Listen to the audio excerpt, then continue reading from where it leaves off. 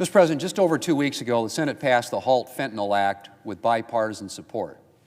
As I said at the time, this bill joins other efforts to combat the fentanyl crisis that is taking so many lives in our country. But now Democrats seem to want to take a step backward in that fight.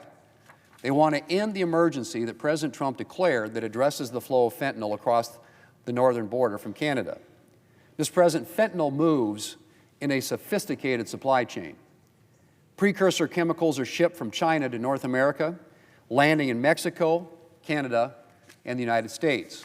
Those chemicals are then used to produce fentanyl, which is smuggled into the United States across borders or sent through the mail.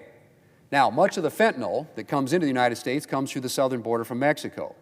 And I'm glad that President Trump has taken swift action to secure the border with Mexico and address the flow of drugs across that border. But we would be wrong, Mr. President, we would be wrong to view this as solely a southern border problem. The reality is that fentanyl production is growing in Canada.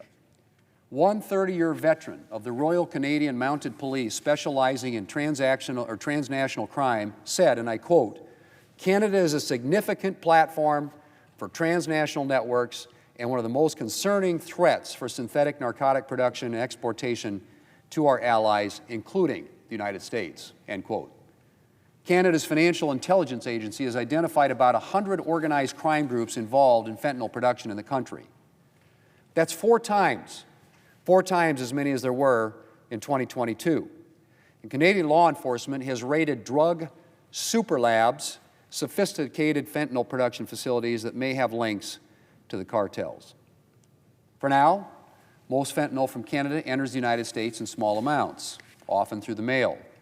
But as one cartel member told 60 Minutes last month, cartels are already smuggling fentanyl across our northern border.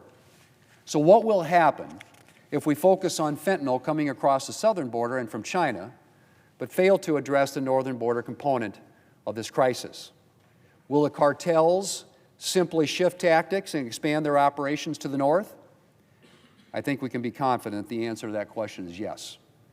We've already seen some illegal immigrants attempt that shift when faced with stricter security measures at the southern border. And last week, the FBI director warned the House Intelligence Committee that our enemies will adapt to security measures at the southern border by shifting resources to the northern border. Now, Mr. President, if we are serious about ending the fentanyl crisis in America, we need to address the entirety of the crisis. We're not going to solve the problem by going after just part of it. Ending this emergency declaration would tell the cartels that they should shift their focus to the southern border. And so I urge my colleagues to oppose this resolution and ensure that President Trump has the tools that he needs to combat the flow of fentanyl from all directions. Mr. President, this is the second resolution seeking to end an emergency that the Senate has considered in the last few weeks. Last time, it was ending the national energy emergency. Now it's ending an emergency related to fentanyl.